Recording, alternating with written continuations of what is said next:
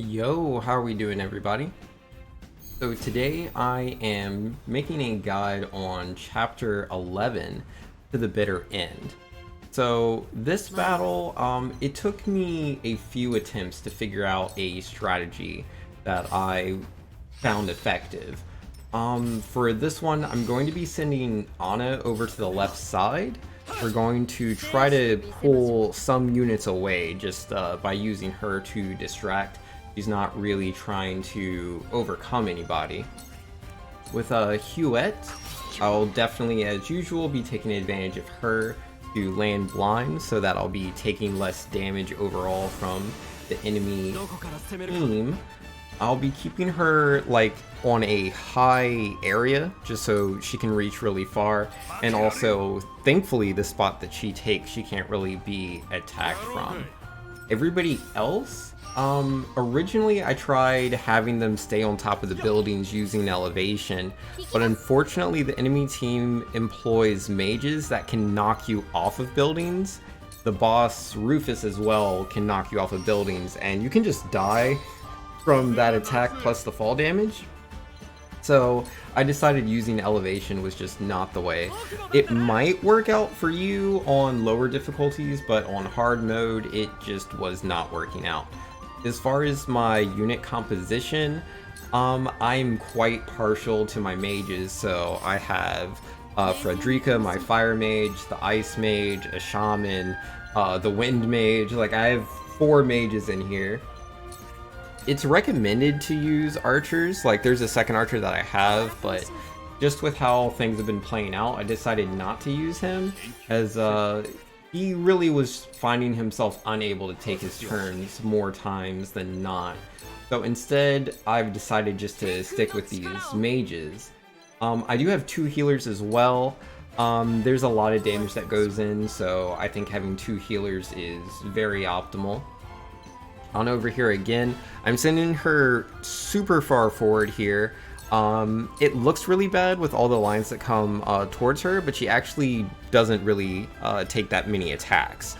So again, try to be aware of like where characters actually are and who can actually approach you. Like this TP break, I don't want to be hit by it, but that's just another turn where that character is not attacking my main team, as it takes me a little bit to situate them where I want them to be. Essentially, there's this gap in between the 2 buildings, and I just want to block up that gap with 2 strong defensive characters. I'll be using Serenoa and Eridor. Everyone else is just going to fill in behind them where it's nice and safe. Technically, I can still be flanked on both the right and left side, but overall, the enemy chooses those paths very rarely. In fact, for me, I found no one coming from, I don't know how to describe it, but yeah, from this vantage point, no one's coming from the right where the trees are, but the left side, I did have a couple people come from there eventually. But for the most part, not really a problem.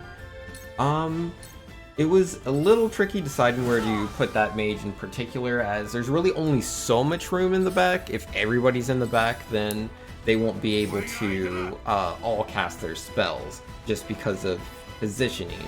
So I'm keeping my wind mage up there, but he's really just to block a path that I'll be pointing out later.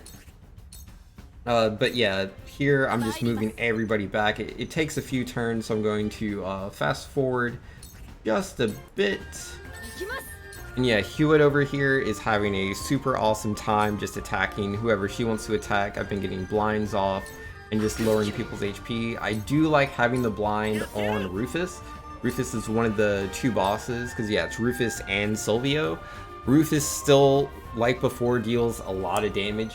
Thankfully, we're much higher level than before, so it's not as bad, but if you're not careful, Rufus can definitely one-shot someone.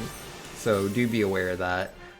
Silvio, on the other hand, his damage is much lower, but still respectable. And worst of all, he has an attack that reaches basically across the entire map if you are parallel to him, and he can cause one of your teammates to be inflicted with the Fury status ailment, which will force them out of cover and to like walk towards the enemy. There are items you can use to recover from that. There's also spells to recover from that. Unfortunately, I don't have any on me, so instead I just use the in tandem Quistus or Quietus, whatever those ability cards are called, so that I can immediately have that character walk back and not just get massacred by everyone. Something I do enjoy over here is the enemy wants to flank me on that side, on top of that building there, but the only way down is through the ladder, and I just have my Ice Mage standing in that spot. And I'm doing the same thing on the opposite side with my Wind Mage. As long as I'm blocking the ladder spots, the enemies can't actually move into me. They have to actually go around. As far as the pathfinding goes for the AI, they struggle with this quite a bit. So there's going to be some turns where essentially I'm allowed to just use my mages to attack into the enemies over and over. Same thing with Hewitt, who's just chilling there next to the enemies who, while they can technically attack her, just really choose not to, as they prefer to attack my squishy mages and my healer, but they can't quite get the angles they want. And even when, like, say, Rufus is able to land an attack, while his range attack is quite painful, I can live through it as long as I'm at near full HP, and I can just recover faster than he can use that attack. Plus, if I'm continuously blinding Rufus, it's just not very cost effective. So it works out very well to my advantage, this positioning. So the enemy can't really do anything here. Ana, meanwhile, again, the whole goal of her positioning here is just to pull enemies away. She's almost running out of take cover. I use take cover a lot so that she can stay stealth. Obviously, she can really only take like 2 hits, and again, it depends on who's hitting her. So I'm trying to be like very precise in when I reveal her and allow her to draw enemies back away from me. Using both Ana and this positioning in the back, it's quite strong. I thought it was a very nice strategy. Skipping forward a bit, we've been picking on Rufus a lot. He's taken a lot of damage. Silvio has gone to the other side of the map, but he is in the same predicament as Rufus. He wants to come down the ladder, but there's a mage standing in the spot blocking him from being able to do so. And unlike Rufus, Silvio can't even attack, because Rufus at least gets that range attack he can use every now and then. Silvio will just be standing there and be doing nothing, and then a lot of these other enemy units are just coming down the center of the map and dying to that blockade there. They're not able to get through Eridor and Serenoa, and my mages are completely happy with that. I would like if Rufus was not immune to the status ailments I'm trying to inflict onto him, but he just is. It is what it is.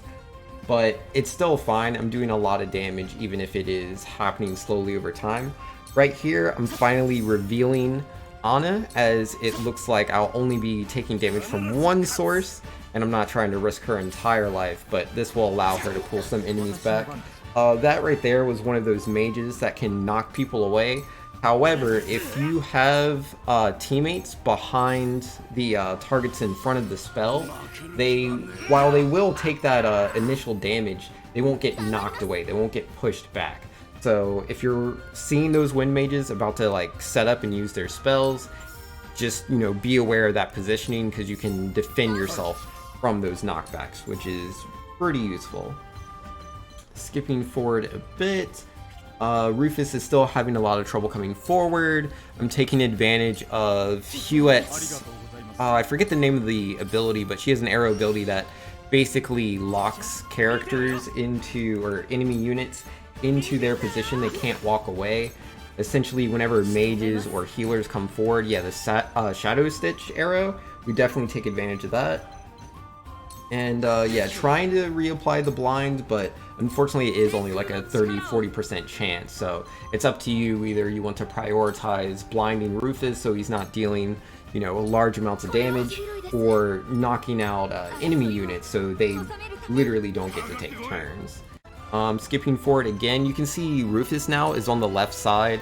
I'm not quite sure what changed it. It might be because Eridor moved pretty late, but I think it might have been my healer. I think my healer moving over to the left, which I can't remember why I did, but I think my healer going over to the left finally got Rufus's AI to realize, like, oh, wait a second, I can go around the building and attack from there. So yeah, maybe if you be a bit more careful with your own positioning, he won't change how he's approaching into you. But even with that being the case, I didn't find it too hard to deal with Rufus here. I just kind of repositioned my tanks, especially since most of the enemy team is defeated. They did get some reinforcements that spawned shortly after Anna did her attack and revealed herself. But yeah, I guess that was about like 20 minutes into the fight. So it was definitely a while. It wasn't something that happened all too quickly. But yeah, nonetheless, taking on Rufus over here. I guess I skipped over him dying. You can see the remains of the ice spell, so clearly it was more than likely my ice mage that got the finishing blow there. But yeah, really not a problem. And then Silvio as well, I think, did I also kill him at the same time? Geesh, yeah, I guess they both died. Oh yeah, that's right, they did both die right next to each other. If they did that, let me see if I can at least capture that. Yeah, so it should be, yeah, there he is. So yeah, Rufus over here, because yeah, also I had the Shadow Stitch arrow that was able to go off, which obviously makes that super duper easy to deal with him. I can even like pull away and he can't attack, but his HP's already so low, so I'm just trying to finish him off instead. Because again, just by completely surrounding him with Serenoa and Eridor, he wasn't able to move forward. He took so much damage trying to get down the ladder, but never being able to do so.